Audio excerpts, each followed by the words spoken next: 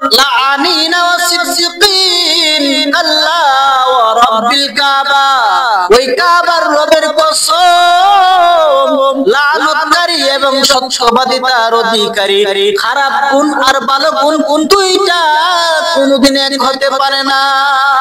হযরত আবু বকর জ্ঞানী মানুষ আল্লাহর নবীর এই পানি শুনে সাথে সাথে বুঝে ফেলেছে চোখের পানি জোর করে পড়তেছে। দৌড়ায়া বাড়ি দিল, হায় রে কি ভুল করলাম আমি, হায় রে আমার না জানি কি হয়। আবু বকর চোখের পানি ফালায়া কান্না করে বলে ওই গোলামকে শুধু রাগান্বিত হইয়া কোন একটা কাজে রাগান্বিত হইয়া বিরাট বড় হয়ে ভুল করেছে গোলামরা। এই গোলামটার উপর রাগান্বিত হইয়া আবু বকর লানত করে ফেলছিল। বলে হযরত সিদ্দিক রাদিয়াল্লাহু তাআলা আনহু নবীর এই বাণী শুইনা দৌড়ে বাড়িতে গেল। বাড়িতে যাওয়ার পরে ওই গোলামকে ডাকতে, গোলামাই, ওরে গোলামাই, গোলামটাকে বুকে জড়ায়া আবু বকর মাফ চাই, ওরে গোলাম তুই আমারে মাফ করে দে, ওরে গোলাম আজকে তোরে আমি আমার দাসত্ব থেকে তোরে মুক্ত করে দিলাম। হযরত সিদ্দিক রাদিয়াল্লাহু তাআলা আনহু ওই গোলামটাকে সাথে সাথে আযাদ করে দিয়েছেন। আলহামদুলিল্লাহ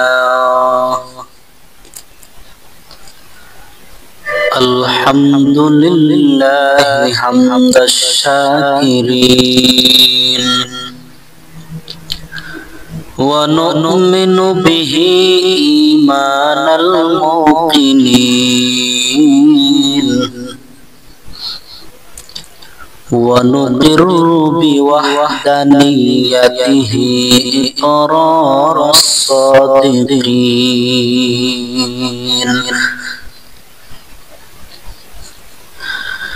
ونشهد أن لا إله إلا الله وحده لا شريك له لا جد له ولا ند له ولا مثل له ونشهد أن سيدنا وسندنا وحبيب ربنا وطبيبنا وطبيب قلوبنا ومولانا محمدا عبده ورسوله أما بعد فأعوذ بالله من الشيطان الرجيم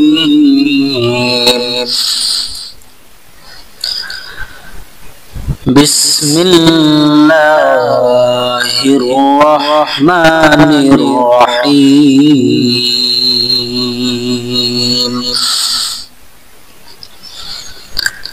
ادفع بالتي هي أحسن فإذا الذي بينك وبينه عداوة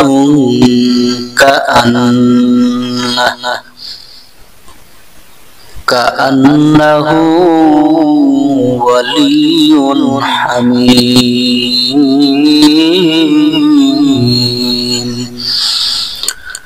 صدق الله مولانا وصدق العظيم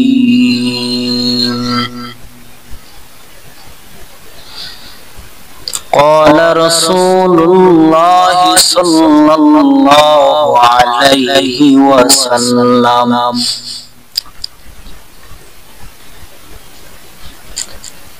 أفشوا السلام بينكم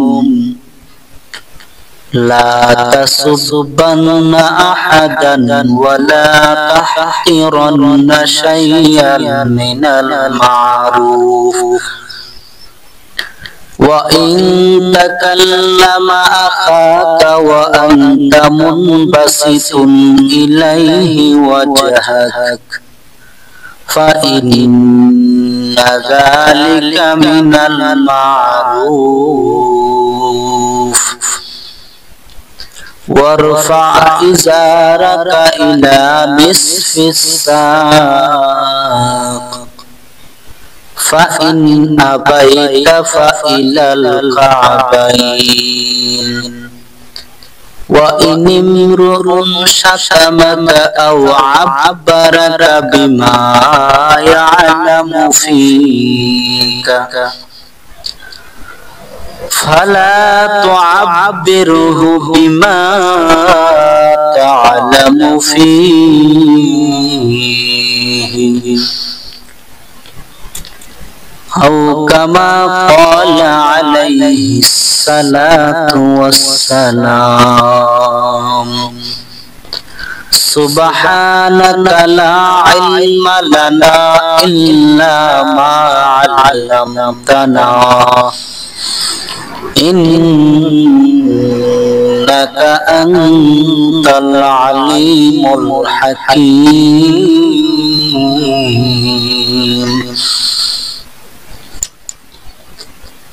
يا إلهي كيف بنمرو يا عزيزان مان يا إلهي كيف بنمرو يا عزيزان مان كيف آيات روز محشر تاب بنم يا رحمان आदमियत दादाई बासम मुसलमा कर गई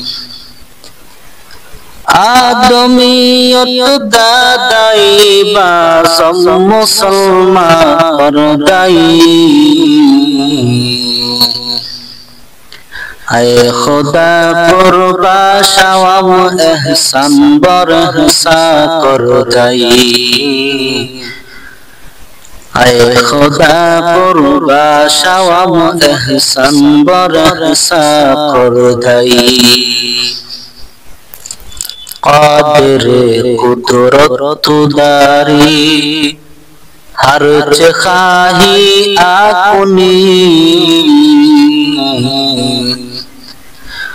कादिर कुदरत दारी हर खाही आकुनी मुर्दारा जिंदा कुनी तू जिंदारा बेजा कुनी मुर्दारा जिंदा कुनी तू जिंदारा बेजा कुनी ছয়টা উপদেশ হযরত জাবের রাদিয়াল্লাহু তাআলা আনহুকে যখন নবীজি দেয় এক নাম্বার উপদেশ আফশুস সালামা বাইনাকুম তোমরা তোমাদের মধ্যে সালামের প্রসার প্রচলন ঘটাও সুবহানাল্লাহ সালামের প্রচার প্রচলন ঘটাও মানে বেশি বেশি সালাম প্রচার প্রচলন ছিল সাহাবায়ে কেরাম রাদিয়াল্লাহু আনহুম তারা পরস্পর যখন রাস্তা দিয়ে হেঁটে যাইতেন সামনে যদি একটা গাছ পেতেন তাহলে এই গাছের এক দুই সাইডে দুইজন যাওয়ার পরে আবার যখন বিন্দু পরিমাণ শুধু গাছটা যখন তারা পার হয় তখন সাথে সাথে আবার সালাম একজন আরেকজনকে সালাম সুবহানাল্লাহ বলে তাদের মধ্যে সালামের প্রসার প্রচলন ছিল রাসূলের উপদেশ এরকম মান্যগণ্য করেছিল আমরা তো এখন বেয়াদব হয়ে বড় হইতেছি বেয়াদবের থেকে আরো বড় কিছু নাম্বার সারা বেয়াদব এক নম্বর উপদেশ সালামের প্রচার প্রচলন করা বেশি বেশি সালাম দেওয়া বলে সালামের মধ্যে শান্তি শান্তি সালামের মধ্যে শান্তি শত্রুকে সালাম দিলাম বলে সে আমার সব সময় ক্ষতির মধ্যে লিপ্ত আছে সব সময় ক্ষতি করতে সে চায় কিন্তু আমি যদি তার সাথে ভালো আচরণ করে রাস্তাঘাটে চলাফেরাতে তাকে যদি সামনে পাই তাহলে যদি তাকে আমি সালাম দেই, তাহলে আস্তে আস্তে আস্তে আস্তে সাথে সাথে না হলেও আস্তে আস্তে তার দিল পরিবর্তন হয়ে বন্ধুতে পরিণত হবে। সুবহানাল্লাহ।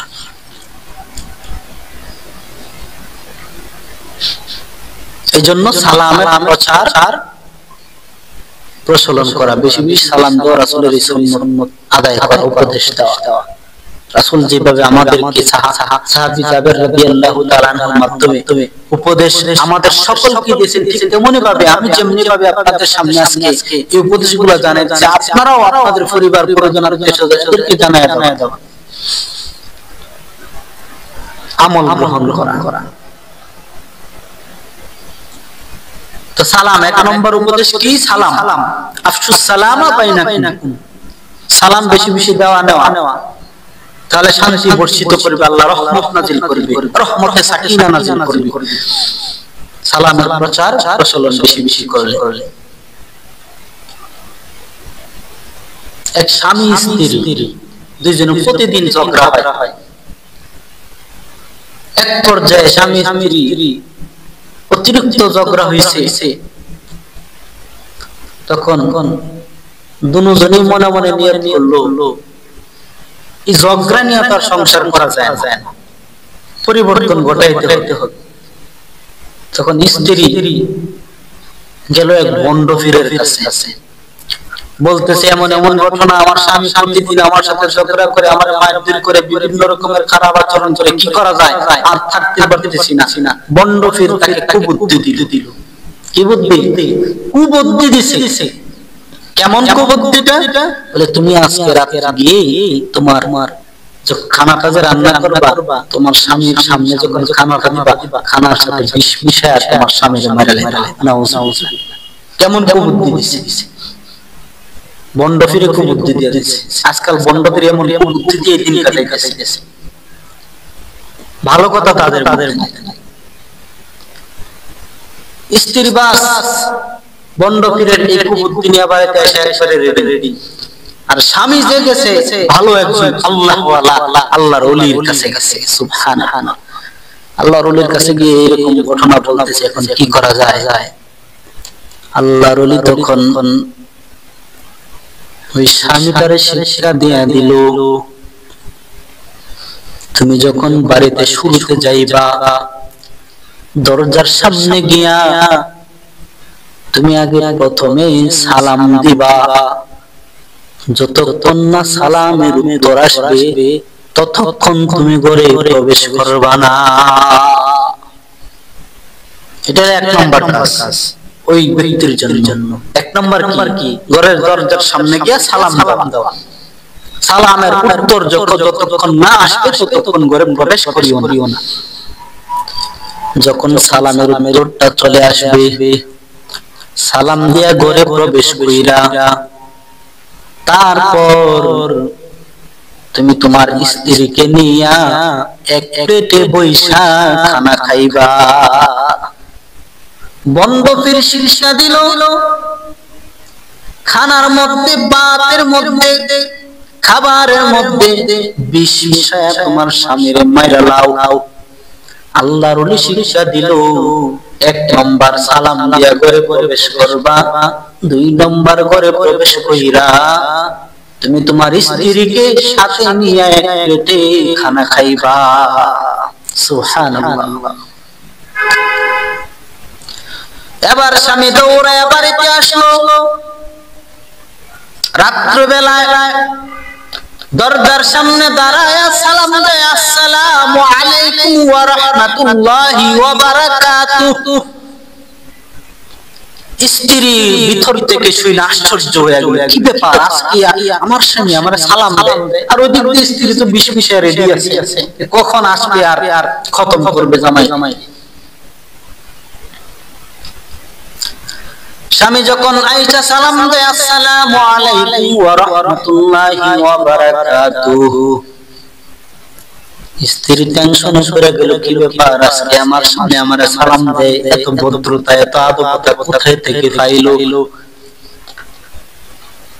স্ত্রী সালামের উত্তর নিল, ঘরে প্রবেশ করলো, খাবার দিছে সামনে, বিষ মিশানো খাবার।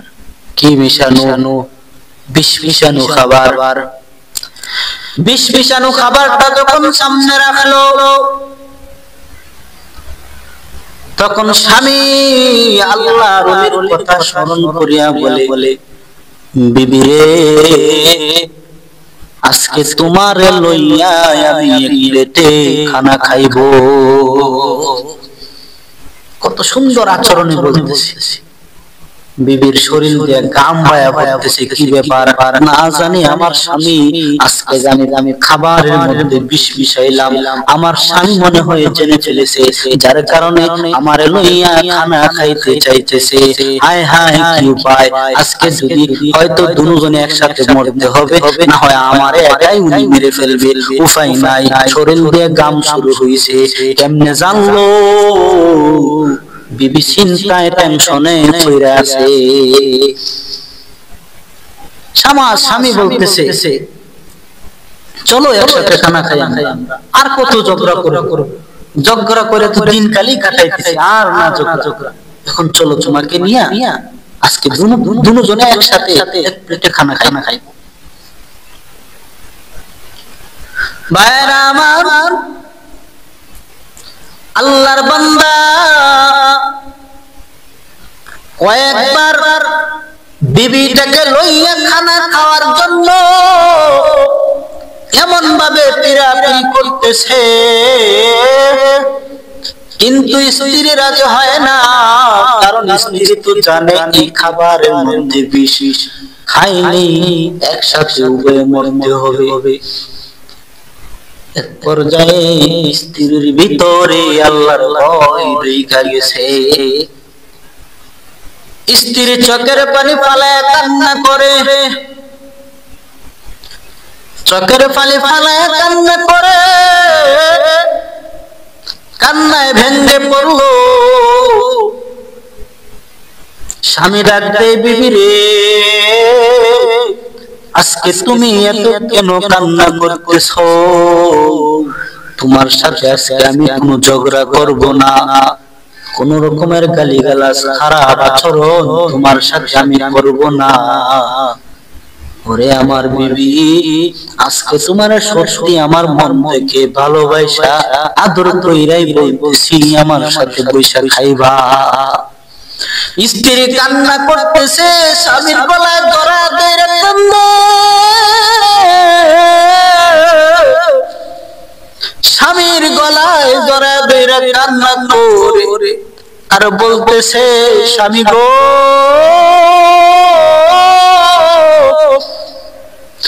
স্বামী গো, আপনাকে মারার জন্য আমি খাবারে বিষ মিশিয়ে রাখছি। ও প্রাণের স্বামী, আপনার পক্ষ থেকে আমি আজকে আদর মহব্বত পাইতেছি। ও স্বামী,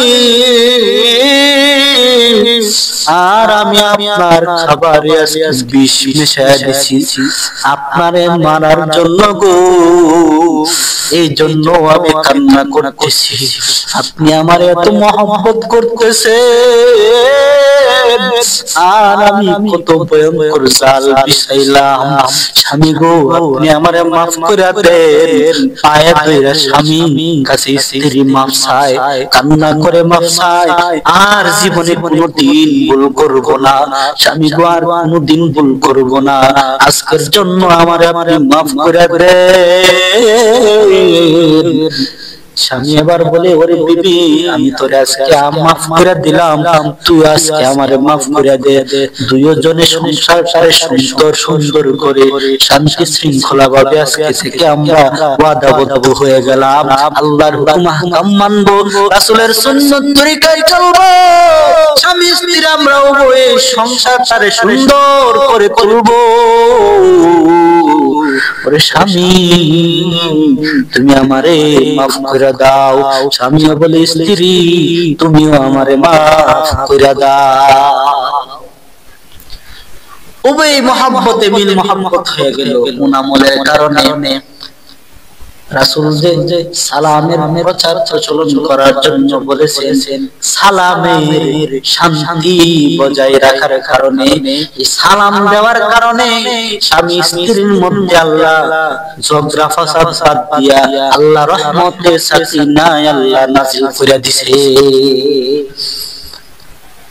এবার স্বামী বলতেছে, বিবি তুমি বুদ্ধি ফাইলা কই?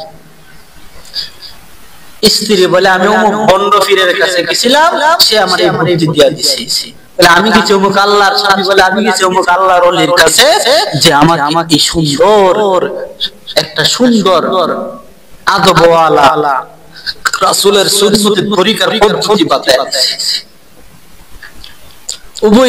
ওই আল্লাহর ওলির কাছে যাওয়ার গিয়ে মুরিদ হইল এবং তারা দুইজনের সংসার সুন্দর করে লালিত করতেছে। কোন আমলের কারণে?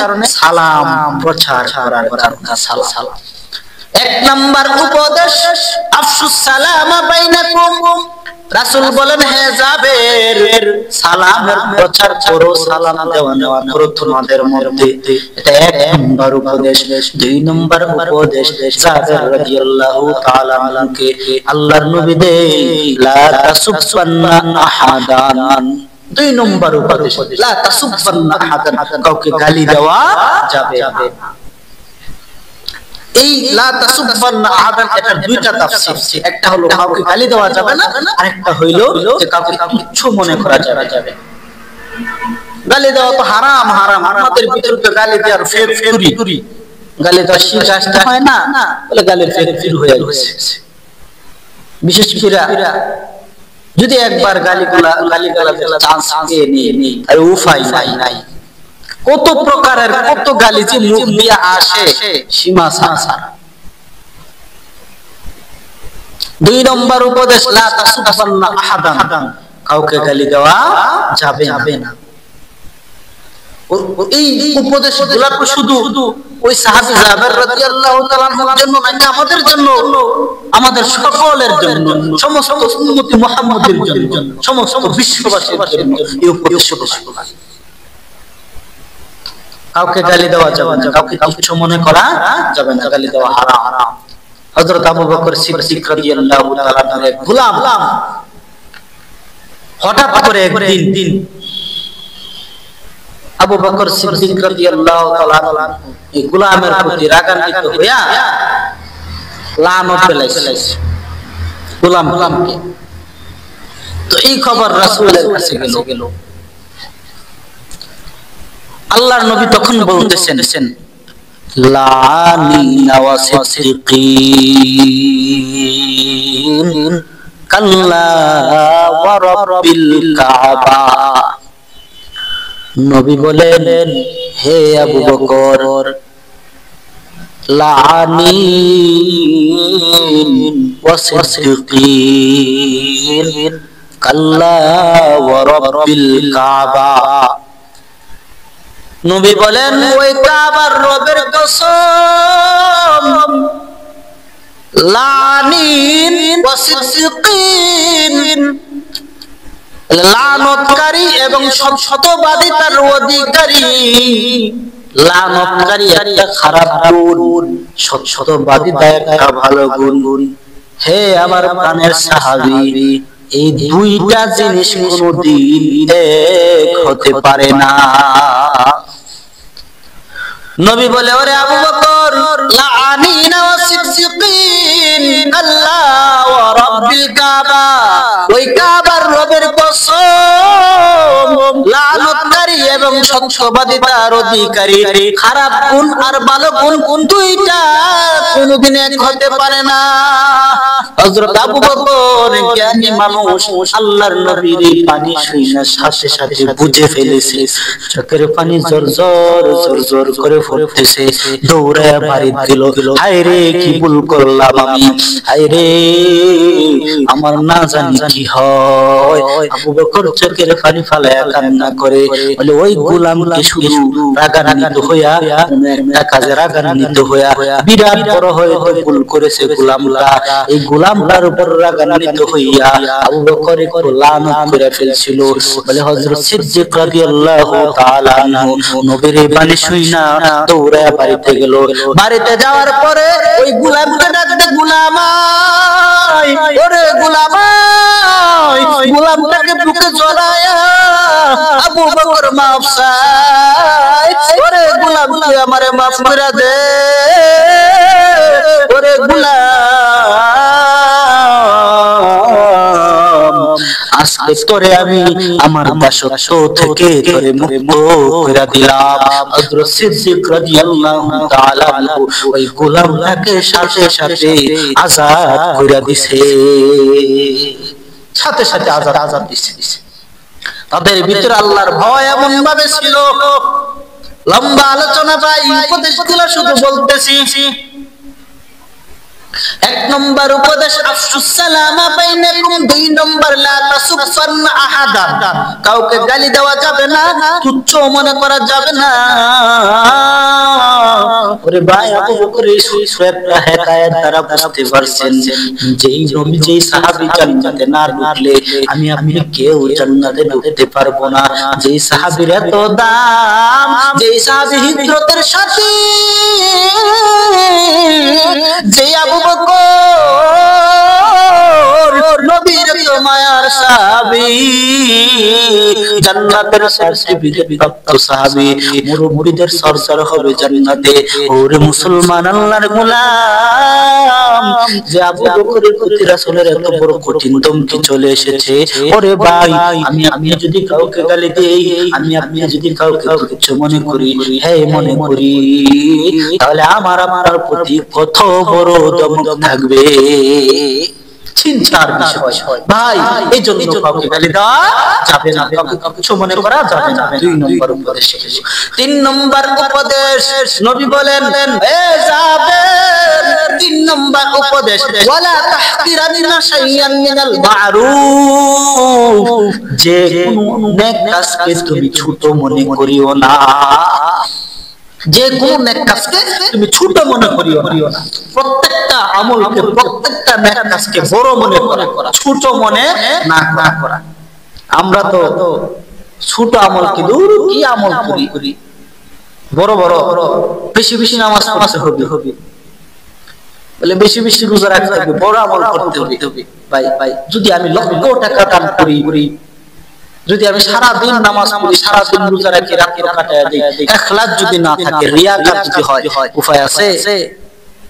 দেখাই না ইবাদত যদি হয়, বলে দেখাই না ইবাদত করলে উপায় নাই, আল্লাহর ধমক ছাড়া উপায় নাই।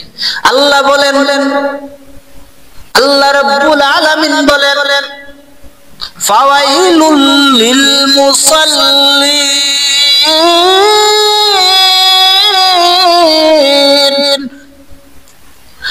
আল্লাযীনা হুম আন সালাতিহিম সাহুন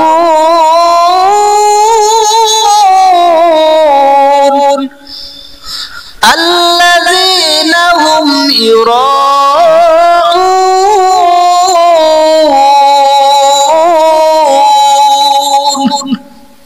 আল্লাহ রাব্বুল আলামিন বলেন, ফাওয়াইলুল লিল মুসাল্লিন, ওই সমস্ত নামাজীদের জন্য ধ্বংস, ওই সমস্ত নামাজীরা ধ্বংস হইবে, ধ্বংস বলে কারা? আল্লাযীনা হুম আন সালাতিহিম সাহুন, যারা তাদের নামাজের মধ্যে গাফিল থাকে, যারা তাদের নামাজ সঠিকভাবে পড়ে না, তাদের ইবাদত সঠিকভাবে করে না। আল্লাযীনা হুম ইউরাউন, যারা দেখায় না ইবাদত করে, যারা দেখায় ইবাদত করে, লোক দেখানো ইবাদত করে, রিয়াকার নামাজ। বলে এমন নামাজীদের জন্য আল্লাহ ধ্বংস ছাড়া কিছুই রাখছে না। ফাওয়াইলুল লিল মুসাল্লিন, ইখলাসের সাথে আমল করতে হবে। নবী বলে যাবে, ওয়ালা তাহকিরান্না শাইয়ান মিনাল মারুফ, ছোট আমলকে বা যে কোন আমলকে তুমি ছোট মনে করিও না। কারণ ছোট আমলটাকে তুমি যদি ইখলাসের নিয়তে করতে পারো, নবী বলেন যাবে ইখলাস ওয়ালা আমলটা তোমার জন্য আল্লাহর কাছে অনেক বড় দামি হয়ে যাবে। ভাইরা আমার, আল্লাহর এক ওলি, অনেক বড় মুহাদ্দিস, অনেক বড় আল্লাহর ওলি, সারা দিন হাদিসের দরস দেয়, আবার হাদিসের কিতাব লেখক হিসেবে উনি পরিচিত। উনি যেদিন একদিন মারা যায়, ইন্তেকাল হয়ে গেছে। ইন্তেকাল হয়ে যাওয়ার পরে ওনার খলিফা স্বপ্নে দেখে, ওনার সাহেবরে স্বপ্নে দেখায়, বলে স্বপ্নের মধ্যে খলিফা বলে, হুজুর আপনার সাথে আল্লাহ কেমন আচরণ করেছে। খলিফাকে স্বপ্নে দেখায় যে হুজুর আপনার সাথে আল্লাহ কি আচরণ করেছে। আল্লাহর ওলি রাহমাতুল্লাহি আলাইহি বলেন, আল্লাহ আমার সাথে ভালো আচরণ করেছে, তবে আমি যেমন আশা করেছিলাম সেই আশা অনুযায়ী আল্লাহ আচরণ করে নাই, অন্যভাবে আচরণ করেছে, অন্য আমলের কারণে, অন্য কোনো কারণে। বলে সেটা কি? আল্লাহর বান্দা আল্লাহর ওলি বলে, সারাটা জীবন আমি হাদিসের দরসে কাটাইলাম, সারাটা জীবন আমি কিতাব লেখকে কাটাইলাম, নামাজ পড়লাম, তাহাজ্জুদ পড়লাম, কত রকমের ইবাদত করলাম, সব আল্লাহর জন্য করেছি, সব আল্লাহর জন্য করেছি। কিন্তু আল্লাহর সামনে যখন হাজির, আল্লাহ বলে তোর কোন আমলের দিকে আমার নজর নাই, তবে তোর একটা আমলের দিকে আমার নজর। সেই আমলটা কি? আল্লাহর ওলি খলিফাকে জানায় দেয়, আমি একদিন কিতাব লিখতেছি, আগের যুগে দোয়াত কালি দিয়া লেখে, বলে দোয়াত কালি এই লাঠির আগার মধ্যে ভরায়া, তারপর আল্লাহর ওলিগুলা বা আগের দিনের মানুষগুলা এইভাবে কিতাব লিখতেন। আল্লাহর ওলি বলেন, আমি যখন দোয়াত কালি আমি আমার কলমের আগায় ডগার মধ্যে আমি লাগাইলাম, এমন সময় একটা মাছি আমার ওই কলমের আগায় বসা ওই দোয়াত কালিগুলা চুইসা তার পিপাসা নিবারণ করতেছে। আল্লাহ বলে, হে আমার বান্দা, হে আমার বন্ধু, তোমার কোন আমল আমি দেখি নাই, এই আমলটা বলে সেদিন তুমি কি করছিলা? ওই কলমের আগার মধ্যে যখন আমার একটা মাখলুক মাছি পয়সা তার পিপাসা নিবারণ করতেছে, ওরে আমার বান্দা, তুমি মনে মনে ভাবছিলা মাছিটা আল্লাহর মাখলুক, পিপাসা লাগছে, থাক সে পিপাসা পান করো, সে পিপাসা নিবারণ করো। বলে কলমের আগায় যে দোয়াত কালি লাগানো ছিল, ওই দোয়াত কালি খাইয়া ওই মাছের পিপাসা যখন নিবারণ হয়, তখন বান্দারে তুমি বলছিলা আমার আল্লাহর মাখলুকটা পিপাসা নিবারণ করেছে। সুতরাং এখন আমি লিখি, যতক্ষণ সে মাছিটা যতক্ষণ পর্যন্ত কলমের আগা থেকে দোয়াত কালি পান করতেছিল, তার পিপাসা নিবারণ করতেছিল, ওরে আমার বান্দা, তখন তুমি কলমটাকে বন্ধ করে রাখছিলা, তখন তুমি তোমার লেখা বন্ধ ছিল, স্টপ রাখছিলা। ওরে বান্দা, এই আমলটা আমি আল্লাহর কাছে এত গ্রহণযোগ্য হয়েছে, আমি আল্লাহ এই আমলটা এত পছন্দ করেছি, ও আমার বান্দা, এই আমলের কারণে আমি আল্লাহ তোমারে মাফ করে দিলাম। আমার আল্লাহ রব্বুল আলামিন এই আমলের কারণে মাফ করে দিয়েছে। আল্লাহর ওলি বলে, ওরে খলিফা, ছোট একটা আমল, এটা আমি আল্লাহ তাআলার সন্তুষ্টির জন্য করেছিলাম, একমাত্র আল্লাহর জন্য করেছিলাম। ওরে আমার খলিফা, আল্লাহ এই আমলটাকে পছন্দ কইরা, ছোট একটা আমলকে পছন্দ করিয়া আল্লাহ তাআলা আমারে মাফ কইরা জান্নাতি বানায়া দিয়েছে। আল্লাহ আমারে মাফ কইরা জান্নাতি বানায়া দিয়েছে। এইজন্য রাসূল বলে, ওয়ালা তাহকিরান্না শাইয়ান মিনাল মারুফ, যে কোনো আমলকে ছোট মনে করিও না, বরং সব আমলকে তুমি পরে মনে করিও। বলে ইখলাসের নিয়তে তুমি আমল করবা, আমলগুলা তোমার কাছে যদিও ছোট হয়, তোমার ইখলাস যদি বিশাল আকারে থাকে, আল্লাহর কাছে এই আমলটাই বেশি দামি হয়ে যায়। ছোট আমলটা আল্লাহর কাছে ইখলাসের কারণে দামি হয়ে যায়। 3 নম্বর উপদেশ কি হলো? ওয়ালা তাহকিরান্না শাইয়ান মিনাল মারুফ। 4 নম্বর উপদেশ নবী জাবের রাদিয়াল্লাহু তাআলা আনহুকে দে। নবী বলেন ওয়া ইন তাকাল্লামা আখাকা ওয়া আনতা মুনবাসিতুন ইলাইহি ওয়াজহাক, জাবের তুমি যখন তোমার বন্ধুর সাথে কথা বলবা, ওয়া ইন তাকাল্লামা আখাকা তোমার ভাইয়ের সাথে, মুসলমান ভাইয়ের সাথে কথা বলবা, তখন তার চেহারার দিকে তাকায় কথা বলার সময় তোমার চেহারাটাকে হাস্যোজ্জ্বল রাখবা। কপাল খুশ কইরা কথা বলবা, হাসি নজরে কথা বলবা। আমরা তো অনেকেই আছে কথা বলতে গেলে দেখা যায় চেহারার মধ্যে কত রকমের ডিজাইন দেখা যায়। মানে কথা বললে চেহারা কালো মানে কথা বলে যে তার সাথে তার মিল নাই, এরকম বোঝা যায়। রাসূল বলেন ওয়া ইন তাকাল্লামা আখাকা ওয়া আনতা মুনবাসিতুন ইলাইহি ওয়াজহাক, তুমি যখন তোমার ভাইয়ের সাথে কথা বলবা, মুসলমান ভাইয়ের সাথে কথা বলবা, তখন তোমার চেহারাটাকে হাস্যোজ্জ্বল রাখবা, হাসি খুশি কথা বলবা, মুস্কি হাসি দিয়া কথা বলবা। সুবহানাল্লাহ। জাবের রাদিয়াল্লাহু তাআলা আনহু বলে আমার নবী মুহাম্মদুর রাসূলুল্লাহ সাল্লাল্লাহু আলাইহি সাল্লামকে আমি যখন থেকে দেখলাম কোনদিন দেখি নাই উনাকে হাসি ছাড়া কথা বলতে। মায়ার নবী প্রতি সময় যখনই কথা বলতেন অন্যের দিকে তাকায়া, নবী যখন অন্যের দিকে তাকায়া কথা বলতেন তখন হাস্যোজ্জ্বল চেহারা নিয়ে কথা বলতেন। নবী হাস্যোজ্জ্বল চেহারা নিয়ে কথা বলতেন। নবীর প্রতি কথায় নবীর চেহারার মধ্যে হাস্যোজ্জ্বল থাকতো। সুবহানাল্লাহ। রাসূল বলেন ওয়ালা তাহকিরান্না শাইয়ান মিনাল মা'রুফ, বলে হাস্যোজ্জ্বল চেহারা নিয়ে কথা বলবা, মন খুশিতে হাসি খুশি কথা বলবা, শাইয়ান মিনাল মা'রুফ, এটাও ইবাদতের অন্তর্ভুক্ত। সুবহানাল্লাহ। আল্লাহ রাসূল শরীয়ত কত সহজ করে দিয়েছে, এটাও ইবাদতের অন্তর্ভুক্ত। ভাইরা আমার, 4 নম্বর উপদেশ গেল, এবার 5 নম্বর উপদেশ। নবী বলেন ওয়ারফা ইজারাকা ইলা নিসফিস সাক, নবী বলেন ওয়ারফা ইজারাকা ইলা নিসফিস সাক ফাইন আবাইতা ফাইনাল কাবাইন। আল্লাহর নবী বলে হে জাবের, তুমি যখন ইজার লুঙ্গি পায়জামা ইত্যাদি পরবা তখন তোমার হাঁটু আর টাকনুয়ের মাঝখান বরাবর পরবা, ইলা নিসফিস সাক মাঝখান বরাবর পরবা। আল্লাহর নবী বলেন ইজার লুঙ্গি পায়জামা ইত্যাদি যখন পরিধান করবা হাঁটু এবং টাকনুয়ের মাঝখান বরাবর পরবা। এটা যদি তুমি না পারো, এতটুকু যদি তুমি না পারো তোমার নষ্ট হয়ে যায়। ফাইন আবাইতা, যদি এটাও তুমি না পারো ফাইলাল কাবাইন, টাকনু পর্যন্ত তুমি কাপড় ইজার লুঙ্গি পরিধান করবা যেন টাকনুর নিচে কাপড় না যায়। নবী বলেন টাকনুর নিচে যদি কাপড় যায় এটা হারাম হবে, এটা অহংকারের পরিচয় হবে।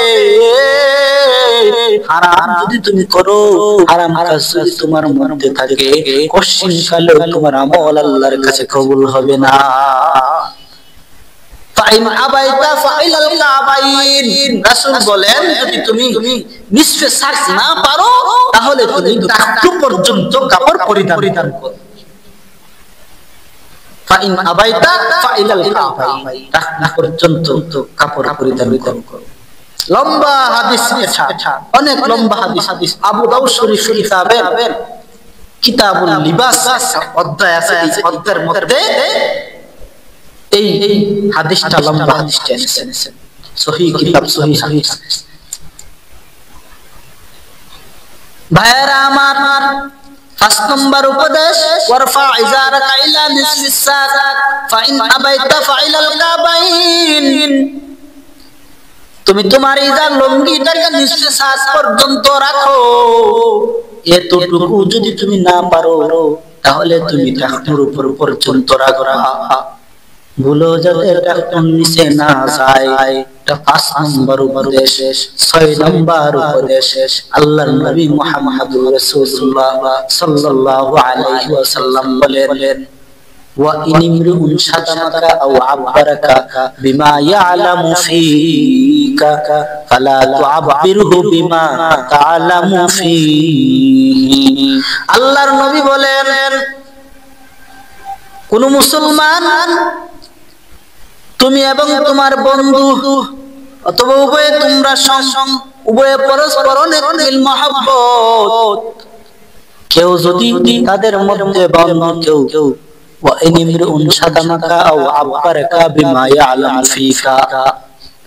তোমার মধ্যে যে দুষ্কুশি যদি থাকে, তোমার মধ্যে এমন দোষ আছে সে জানে, সে জানার পরে এই দোষগুলা তোমার দোষগুলা সে প্রকাশ করে দিছে, অথবা তোমার দোষগুলা মানুষের নিকট প্রকাশ করে দিছে, তোমার মন্দ বলতেছে, বলে তার মন্দতা বলতে গিয়া প্রতিশোধ নিতে গিয়া তার মন্দ তুমি বলিও না, প্রতিশোধ নিতে গিয়া তার দোষগুলা তুমি প্রকাশ করিও না। নবী বলেন, ওয়াইনিমরুন শাতামাকা আও আববারাকা বিমা ইয়ালামু ফীকা ফালা তুআব্বিরহু বিমা তা'লামু ফীহি। আল্লাহর নবী বলেন, 6 নম্বর উপদেশ জাবের রাদিয়াল্লাহু তাআলা আনহুকে দে। নবী বলেন, তোমার মন্দ যদি কেউ বলে, তার মন্দ বলতে গিয়ে তার প্রতিশোধ নিতে গিয়ে তার মন্দ তুমি বইলো না, তার দোষ তুমি প্রকাশ করিও না। তার দোষ তুমি জানো, এরপরও তুমি তার দোষ প্রকাশ করিও না। কারণ নবী বলেন, যদি যেই বান্দা দুনিয়াতে অন্যের দোষ গোপন রাখবে, অন্যের মন্দ সে গোপন রাখবে, এমন একটা কঠিন মুহূর্ত সময় আসবে, যেই মুহূর্ত সময়ে আমার আল্লাহ তার দোষ কোটি গোপন রেখা দিবে। সে যদি দুনিয়াতে কোন বন্ধুর কোন মুসলমান ভাইয়ের দোষ গোপন রাখে, আল্লাহ এমন একটা কঠিন মুহূর্তের সময়ে, ওই ভয়ঙ্কর কিয়ামতের দিন, ওই কিয়ামতের দিন আমার আল্লাহ রব্বুল আলামিন ওই তোমার দোষ গুছি আল্লাহ তাআলা গোপন রেখা দিবে, তোমার দোষ আল্লাহ প্রকাশ করবে না। ওরে মুসলমান আল্লাহর গোলাম, এখন তো বর্তমান জমানায় আমাদের শরীরে রাগ বেশি মানতে পারি না, শয়তানে ধোঁকা দেয়, সে আমার দোষ প্রকাশ করছে আমিও কইরা দেবো। আল্লাহ রব্বুল আলামিন কুরআনের মাধ্যমে শিক্ষা দিয়া দেয়। আল্লাহ রব্বুল আলামিন বলেন, ইদফা বিল্লাতি হিয়া আহসান। আল্লাহ রব্বুল আলামিন বলে, ফাইযাল্লাযী বাইনাকা ওয়া বাইনাহু আদাওয়াতুন কাআন্নাহু ওয়ালিয়্যুন হামীম। আল্লাহ রব্বুল আলামিন বলেন, ইদফা বিল্লাতি, সে তোমার দুষ্কৃতি প্রকাশ কইরা দিছে, তার প্রতিশোধ নিতে যাইয়া তুমি দুষ্কৃতি প্রকাশ কইরো না। এর মধ্যে এক নম্বর কাজ হলো তুমি ধৈর্য ধারণ করো, তুমি ধৈর্য ধরো, ধৈর্যের ফল আল্লাহ তাআলা অবশ্যই দিবে। আল্লাহ বলেন, ইন্নামা ইউওয়াফাস সাবিরুনা আজরাহুম বিগাইরি হিসাব।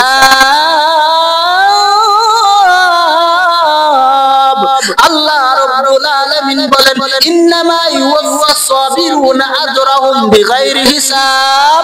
তুমি যদি এই পরিবর্তে তুমি যদি ধৈর্য ধারণ করো, আমার আল্লাহ রাব্বুল আলামিন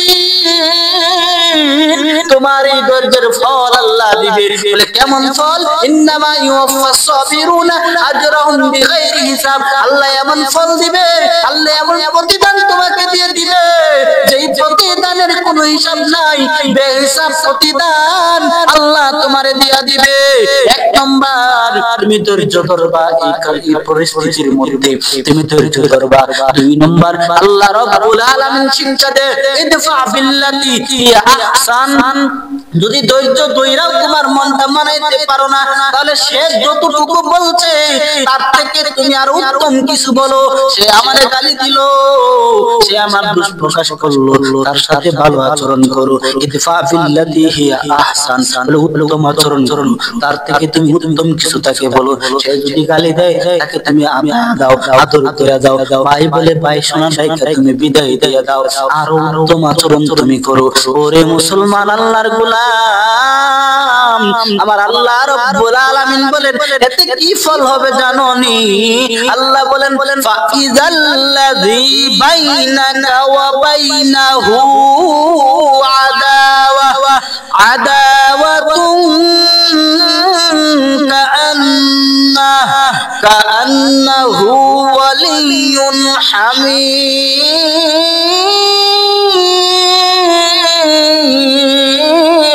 আমার আল্লাহ রাব্বুল আলামিন বলে তুমি যদি এই পরিস্থিতির মধ্যে তার সাথে উত্তম আচরণ করো, তার সাথে যদি তুমি ভালো আচরণ করো রে ভাই, আল্লাহ বলেন ফাইজাল্লাযী বাইনাকা ওয়া বাইনাহু আদাওয়া, বলে তোমার আর তার মধ্যে যে শত্রুতা ছিল, তোমার আর তার মধ্যে যে শত্রুতা ছিল, আল্লাহ বলে কান্নাহু ওয়ালিয়্যুন হামীম। তোমার এই উত্তম আচরণ করার কারণে, উত্তম কিছু বলার কারণে আল্লাহ রহমতের দ্বারা তোমার আর তার মধ্যে কান্নাহু ওয়ালিয়্যুন হামীম, দুজন দুজনের মধ্যে অন্তরঙ্গ বন্ধুত্ব আল্লাহ সৃষ্টি করে দিবে। আল্লাহ অন্তরঙ্গ বন্ধুত্ব আল্লাহ সৃষ্টি করে দিবে। ওরে মুসলমান ভাই, লম্বা আলোচনা করলাম। ওরে মুসলমান আল্লাহর গোলাম, আল্লাহর নবী সাহাবা রাদিয়াল্লাহু তাআলা আনহুকে কয়টা উপদেশ দিয়েছে? 6টা উপদেশ। 6টা। এই 6টা উপদেশ যদি আমি আপনি আমার জীবনে গোটায়া জীবনটা যদি চালাইতে পারি, এই 6 উপদেশের মাধ্যমে যদি চলতে পারি, আমার আপনার জীবন আল্লাহ তাআলা সোনালীতে পরিণত করে দিবে। 1 নম্বর উপদেশ দিছিল আফসুস সালামা বাইনাকুম। নবী 1 নম্বর উপদেশ দেয় আফসুস সালামা বাইনাকুম, সালামের প্রচার প্রচলন করো। 2 নম্বর লা তাসুববান্না আহাদান, বলে কাউকে গালি দেওয়া যাবে না, তুচ্ছ মনে করা যাবে না। 3 নম্বর ওয়ালা তাহকিরান্না শাইয়ান মিনাল মারুফ, যে কোনো আমলকে ছোট মনে করিও না, ইখলাসের নিয়তে আমল করো, এটা আল্লাহর কাছে দামি হয়ে যাবে। 4 নম্বর আমল, 4 নম্বর উপদেশ মায়ার নবী দে